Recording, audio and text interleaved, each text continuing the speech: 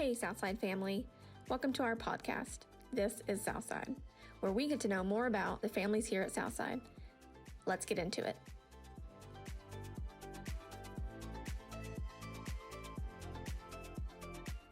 Welcome, Paul and Deb. Thanks for being on the show today. Excited to get to know more about you. Although everybody probably knows a lot about you guys already. Pretty popular couple here. But so we'll start with just who you guys are and where'd you guys grow up? Deb, you want to try that one? Why don't you start? Where'd you grow up, Deb? I was born in Jonesboro and began life at Bay. It's a little farming community on the other side of Jonesboro. Okay. Spent my teen years in Paragould. Mm-hmm. And went to Harding and met him. Oh, yeah? So did you graduate from Paragould or? I went to College Academy. Well, that's a Christian school in Paragould. Oh, okay. And you went to college too there. I went to College there. Graduated from there before I went to Harding. Before you went to Harding? So was Harding like a master's? No. Or was it? No. I got an associate's degree in College. Then and transferred to Harding. And finished up at Harding. These days, they've got a degree at CRC. Right. It used to be just 2-year school. So. Yeah. And so I was a high school. I was a college freshman, and she was a junior. So she was a transfer. Okay. And I was brand new to Harding, brand new to Arkansas. So where'd you grow up? I grew up in the Detroit area. Okay. Grosse Pointe Park, about a half a dozen blocks from the Detroit city limits. Used to play baseball as a boy with the kids from Detroit would come over and play, baseball during the summertime, and so. So is that like a suburb of? Yeah. Of Detroit? Of the Detroit area, yeah. Okay. Yeah, and what's interesting is we came from totally different backgrounds. I was raised in an urban area. I didn't know anything about anything. I was a farm girl. Yeah. So you city boy and farm girl, country girl. Yeah. Her dad used to make fun of me that I didn't know the difference between a bull and a steer. But he didn't realize it at the time that I didn't know the difference. Anyway. So how did you get to Harding? I had a couple of preachers that I knew had gone to school there, and I wanted to be part of that. And I don't know, other than that, I had wanted to go to Harding ever since I'd been 12 years old. Really? Yeah. In fact, I really wanted to be a preacher. And then when I went to Harding, I changed my major almost immediately from Bible to, I went down as a music education major. Oh, okay. Okay, I wanted to teach music, and then I changed my mind and went into broadcasting. Yeah. So mass communications became my major. Your major. Yeah, my first career. So you said you were a freshman when she was a junior. So are you older than Paul? Yeah. Oh, okay. Yep. Didn't know that. She had to raise me like she wanted me. I haven't turned out good yet. She's still working on me. He had been 19 1 month when I married him. Yeah. Really? Yes. Wow. Yeah. Wow. So did you grow up in the Church of Christ? Yes. Is that how Harding? It's a yes. big Church of Christ college. Yes. So, yeah. And it's far away from home for you. You. Nobody at my high school knew anything about Harding. Nobody. Went to my counselor at high school, and she didn't have a clue what I was talking about when I said I wanted to go to Harding College. She didn't know. Yeah. So anyway. And Harding was close by for you, I guess. 2 hours. Yeah. And so what led you there? Well, I had older sisters go to Harding. It was just kind of expected I would go to Harding. It's just because it was a family tradition. Yeah. So did you grow up in the Church of Christ as well? Yes. Yeah. Yes. And you guys met at Harding, like you said. How did that meeting happen? Did you guys go to prom together? No, or a formal or what it is? I was a pledge week date. Uh-huh. Oh. I was joining a social club. And so it was like a dance or something? Or no, you can't dance at Harding, right? Not at the time we didn't. Oh, heavens no. A mutual friend gave him 100 demerits for not having a date with me yet. Oh. So I let him walk me to the dorm for my signature. Okay. Yeah, that's how it started. But how did you see her? Like, how did you know who she was? Well, I didn't know who you were at first. The where I met you was at the Patty Cop cafeteria, and we sat across the table from each other. I sat at one end, she sat at the other, and we were introduced there. Okay. So, and it was a bunch of her friends. She had a bunch of guy friends, Uh-huh. and then I was there. I forgot how I ended up at the table. I think I was taken there by my pledge brother. Asked who really wanted me to take her on a date. He invited me over to the table and introduced me. So, okay. And this was your first year there? This was like your first time? Oh, yeah. Yeah. Oh, yeah. And so then how did that blossom into a relationship? Just, he couldn't stay away, could he? I didn't get rid of it. That's exactly right. I wouldn't give up. And so how long from then till marriage? 8 months. 8 months. Ooh. We met in October, became engaged in January, married in August. Wow. Yeah, not very long at all. No. And you said you were 19? That's young. Yeah, it was. That's It was. young. Would you say that, would you say that that's something that you would recommend today? Do you think the 19-year-old boy knows what's going on? I mean, you've raised a few, so. Probably not, but then I don't really have any moral high ground there. I Yeah. can't tell people not to marry 19 because I did it. I know. Yeah. So. But you probably had it a little bit more together than maybe some boys nowadays. Maybe. Yeah. Maybe. I think it's possible that you can be mature enough to marry at 19. Yeah. So. Do you have siblings?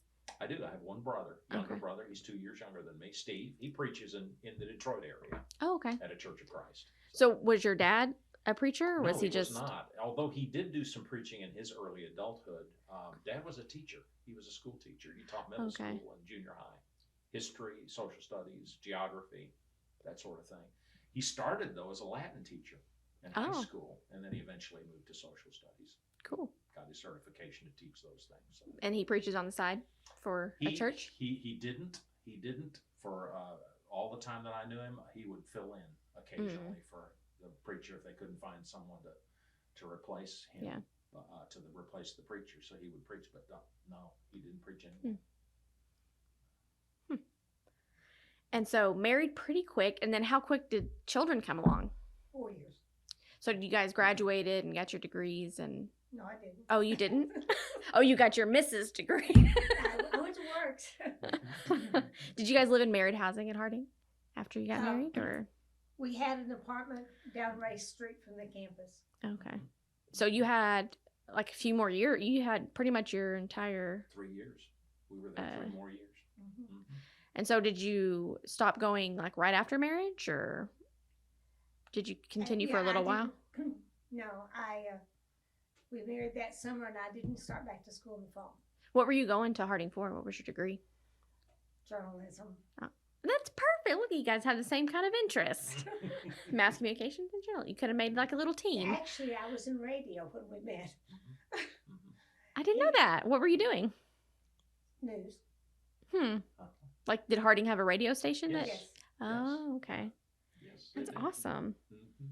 So what was your first career after school? I worked at KXXX in Colby, Kansas. There's really a radio station like KXXX. On the High Plains, it's on the way to people who drive I-70 and go to Denver, it's on the way. They see it on motels there. But we were there in 1976. That's been a long time. It wasn't near what it is today. There were no motels. No motels hardly at all then. But and I don't know, it may have had a gas station. Yeah, they just. And what was your job? I was an announcer. I was a regular announcer, and I'd read news. I didn't report news that much, but I read news. So in school, did they teach you how to have that radio voice, or is it natural for you? I took voice and articulation classes and oral interpretation classes. So they kind of. So it was part of my curriculum. Plus, I've heard this confirmed by one ex-professor at Harding. I might be the first student to actually get through the mass communication program at Harding. There were really? Three of us, and I think I finished first of the three of us. Wow. So anyway, it was a challenging program, wide ranging major. Yeah. So, but I did have to work on my voice and oral interpretation, but it's really just doing it. You just learn to do it. Yeah. Comes natural after that. Well, you hope so. Yeah. So you said you wanted to be like a music teacher. So were you in choir and stuff, or? No, believe it or not, I played clarinet. I really knew music and I wanted to teach it. Okay. And then I just realized that was really more my dad's dream for me than it was for me. Dad wanted me to be a teacher, become a teacher. Yeah. After about a year, I realized that's not what I want to do. So moved into something I wanted to do. And so went into somebody, radio. And there was somebody already there that I kind of was fond of. So yeah. I wanted to spend more time there. So then Kansas was first, and then did you guys have your first kid there, or? No, the first two were born in Harrison. After Oh. we came back from Kansas. So that was your second job, Harrison. KHOZ. Mm-hmm. Yep. Awesome. News director. Yeah, there I was a real newsman. I got to really be a newsman. So it was radio, right? So did you still like have to dress up? No. Did you No. wear casual clothes while you? I would wear, kind of like what I've got on Yeah. now. Business casual Kinda type business stuff. Casual, Yeah. Business casual. And did you ever? Well, you did work because you just stopped working not too long ago. So, what was your career? I didn't have one. Well, 20 years yeah, you you did. did. When we went back to, I just worked in offices. When we went back to Harrison, I was 7 months pregnant. And so I didn't work until our third child started to preschool. Okay. And I was a mom. And then when our third child started to pals, I went to work for a printing. Uh-huh. I ran the layout room. I did layout and design Okay. for a printing company, Okay. and that's what I did. Then we went to. Where did we go after that? Louisiana. Did we go to Louisiana after that? We went to Louisiana. And when we were down there, I homeschooled 3 children, and That's a and task so for many- sure. Wow. Yeah. And then we came back to Arkansas, and I substitute taught in the Fayetteville school system, all over the system, everywhere. And I didn't start civil process till 20 years ago, so over 20 years ago. But 20 years doing the same thing I'd call that a career. Okay. So what would you call it? Civil. I was a civil process server. I had a civil process service business. I had clients coast to coast. Oh, okay. What does that entail? You serve legal documents, subpoenas, Yeah. court orders. That sort Yeah. of thing. So that was pretty successful then, right? And how long ago did you stop doing that? I retired January 1st, 2020. Wow. So just last year. Just How are in you time for liking? COVID. Yeah. How are you liking retirement? I like it. I get to spend a lot more time with Aiden. Yeah. Yeah. And he's almost grown, right? It's crazy. Crazy. Yes, he is. So you Got guys have much to 4 face. kids, right? Yes. 3 boys and a girl. Yes. Yes. Aiden being your youngest. Mhm. Everybody knows Aiden, redhead Aiden. He's a who can sweetheart. who can grow like this magnificent beard I know, I at know. 16 years Yes, old. I know. And Yes. we were just talking about how he has to cut his hair and stuff before he goes back to school, and like he's grown. I mean, his hair, he's got a beautiful mane, and he has to keep it in check for school. Yeah, we were talking about that. So please go ahead and have that done. Got to get back on that routine. He doesn't want to. Yeah, I imagine it's a lot because most teenagers in high school don't have to shave every day. But he Yeah, does. He's got some of these teachers who can't grow a beard. Mm-hmm. They're jealous. Actually, they are. Yeah. Yeah. And he loves it. They'll tease him. Yeah. And then how old are your other children? Hey, Nathan is 44. Jill is 42. Joshua is 38. Okay.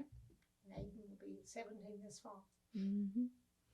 So you did both times. You did young parents Yes. and older parents. Yes. Yes, we did. Yes. Yes, we Which did. one's easier? This one. This one. The older one. Yeah.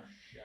Well, don't 'cause you- sweat the small stuff. Yeah, you but we understand did what's that. important and what's not important. We sweated and the small stuff a lot with the kids, and This one, realized- this one, this one, rescuing him and getting him to be safe was Mhm. the heartbreak. Yeah, Once he came to our home, he's been easy. Yeah. Easy. yeah. So the transition process was difficult, but once he was there, it was. Now we call the transition problem. He was in a horrific circumstance, Mm-hmm. and we worked to rescue him and make him safe. Yeah. And, then, And once he was safe, he was golden. He grew easily. Yeah, easy. Yeah. And that was 9 years ago yesterday. I know.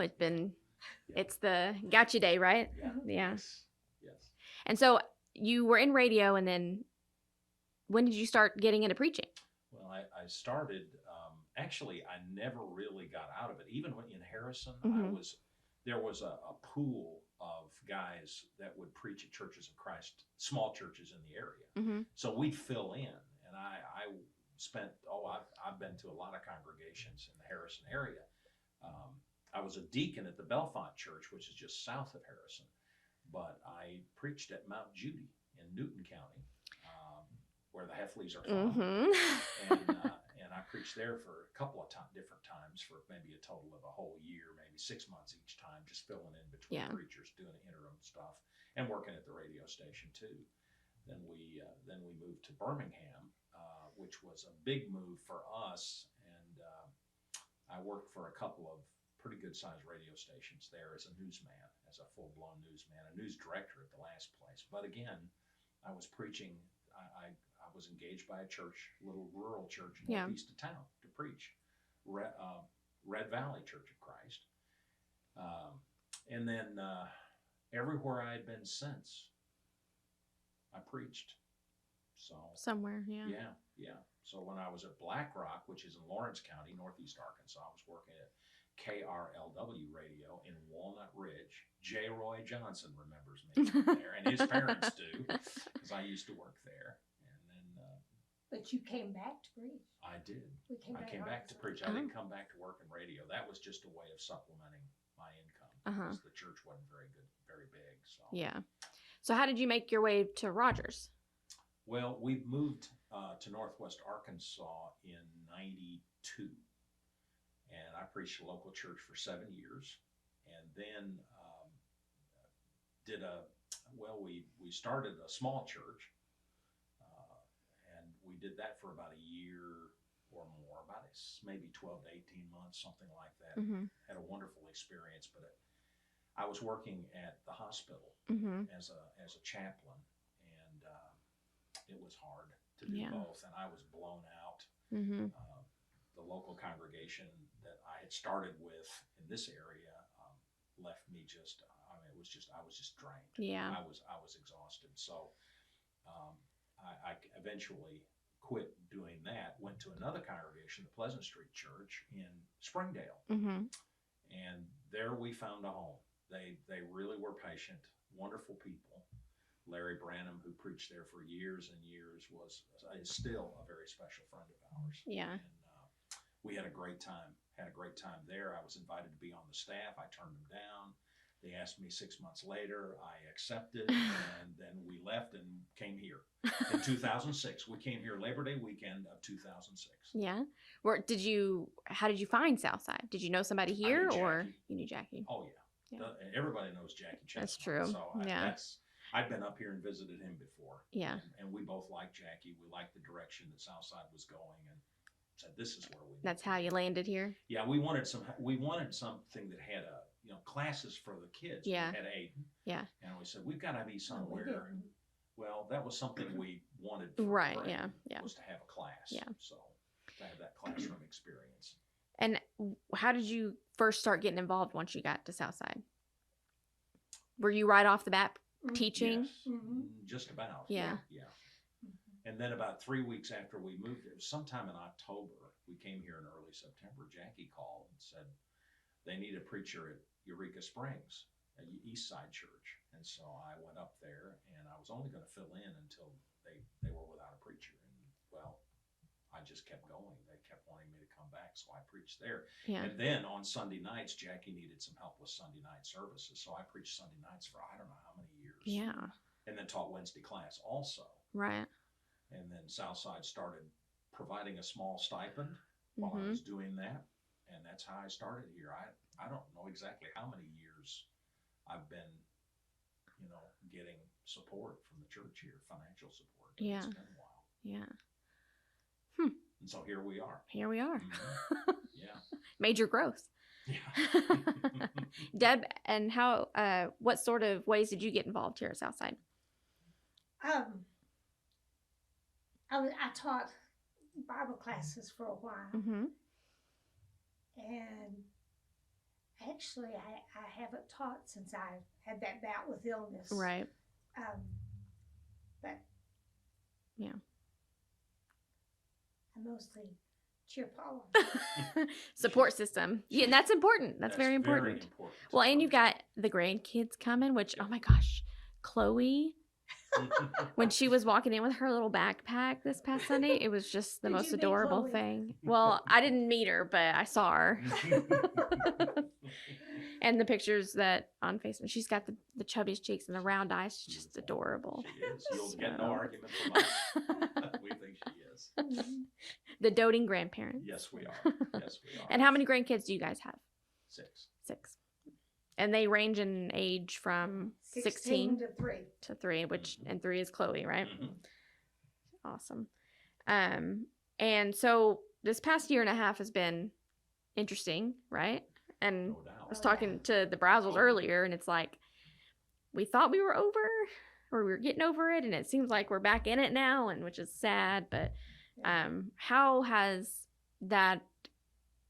your outlook on that been this past year and a half with ministry and changing the way we have to preach and touch people? And one thing that Deb encouraged me to do early on when COVID hit was to get online more. Get online with the message, do something to encourage people. And so I began to develop these Gotta Minutes. Yeah. And so I've been doing that for over a year. And she does the production. She does the camera work. And it's nothing fancy. It's just my phone on a tripod. And whatever gets it done. She focuses and does all that and tells me, wait a minute, you said the wrong thing. And I say, oh, yeah. She still assists me with the Southside Community News, especially when I say something, that's completely wrong. Anyway, she's your director. She's my director and my encourager. So anyway, she encouraged me to go ahead and do that. Yeah. To get out on social media platforms as much as possible.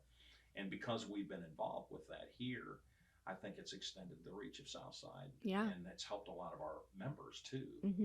Stay in touch. Yes. I think that's been very important. It's really affected the way we do ministry. It has for me. And it's not been easier. It's been more labor intensive. Do you think that this is going to be kind of a change, a permanent change where people are doing church more online than I do. Coming back, or I do. I think the upside to that is, I'm glad people are being exposed to the gospel and that they want to hear teaching and singing and participate in online experiences. The downside is there is nothing that replaces human touch and human fellowship, being in the same room together, singing together, loving one another. There is no substitute for that. I think most people that have been doing online church realize that. I think a lot of people didn't realize how much they missed the human contact until it was gone. Yes. And by nature, we are huggers. Right. We are, we're touch people. I mean, you remember the first, the drive-by birthday Yes. thing that we did, and we all met in Yeah. the parking lot beforehand. That was Yes. so nice to see everybody again. Yeah, I remember that. Yes. And everybody was waving at each other through, and Deb was walking around to different cars and Yes. and saying hi to people. She couldn't help herself. I don't think any of us could. We wanted to get out Yeah. and do what she was doing, but, you know. And Deb, any reflections on the past year and a half with COVID and church? We had, in the last year and a half, we have had reasons to reach out in different ways than we ever did before. So I think it has taught us some things about needing to seek ways to touch other people. Mm-hmm. That church is not just in the auditorium. Church is not just in the building. And even though now we're missing that so much, but there's so many different ways to do church. Mm-hmm. And I think Southside has touched the community because Southside has arranged food drops for Mhm. people who could not get out. Right. We have arranged, phone trees, and we have arranged different things to touch, Stay connected. Yeah. to touch others. Yeah. And we were back with our Thursday lunch, Mm-hmm. and it's a way to touch the community. Yeah. Right now, I think that's Southside's ministry, is to find ways to touch the community. Mm-hmm. Yeah. And that's an important one for sure. Yes. For sure. So tell us something that you love about Southside and a hope you have for the future of Southside. The family, the family, The people. yeah, Yeah. the family atmosphere, Mm-hmm. and I have hope that will grow. Paul? I've never been anywhere, and we've been a lot of places. I've never been anywhere where people from the outside are so welcomed. Mm-hmm. Where you may not have a family circle that you fit in, a biological family circle, but that you can actually, there's room for you at the table, and you know that. Mm-hmm. A lot of churches struggle with that. Not a criticism, just it's hard when you get your circles. Yeah. But there's always enough open ends, open relationship circles that you can be invited into and be part of that family. We've seen that happen in our life group, where that life group is family. We Mhm. don't have very few connections biologically to families here, but we belong with each other. Yeah. And so that's, it's encouraging. Yeah. It's encouraging to us. Our life group specifically looks after each other. Mhm. We're almost, we stay in contact. We know what's going on with everybody. Yeah. Yeah. And that's how life groups are designed to live life with That's each right. other. I think that's one of the churches, that Southside Church's best kept secrets. And I wish it wasn't such a secret. That the life groups are so very valuable Yeah. for Christian nurture and encouragement. Yeah. And Paul, a hope for Southside's future? Got anything? That life groups will grow, that they will not be a secret, Mm-hmm. that people will begin to involve themselves in life groups more freely. I look for us to be a vibrant, loving congregation where we do our best to make this a little outpost of heaven. If we can do that, people will come. Yeah. They'll know, and people will want to talk about it. We're not just about a message. We are a combination of message and way of life. That we live a life that's truly godlike. Yeah. And truly loving and caring for other people. But we need that. We Yeah. need that. If people see that, you can't argue with love. You can Mhm. argue with theology. You can argue a lot of things, but you can't argue love. And I think we love better. That's the future for us. I like that. Well, thanks, guys. Any last thoughts or anything? Do you? I don't think so. I'm just honored to have I'm it. not as interesting as he No, is. no. Oh, yeah, I'm sure you my are. goodness. Oh, my. Oh, no. We've been through a lot together. Yeah. But we've come through. We're celebrating our 48th anniversary this year. Oh, congratulations. This month, yeah. Yes, this month. And So we've been through the thick and the thicker Yeah. together. Any special plans for your? I probably have plans that he doesn't have. Yeah, I'll have to find out. She'll tell you when to Yes. be, where to be, and when to be there. That's right. That's right. That's exactly right. And he'll be on call at the hospital. Yeah. Well, thanks for being here, guys. Thanks Right. for entertaining me with my questions. Thank you, Ocean. It's Thank you, an Ocean. honor. It's an honor. Thanks. Thanks for listening. We'll see you next time. You can find more episodes by visiting our website, our YouTube page, and our app.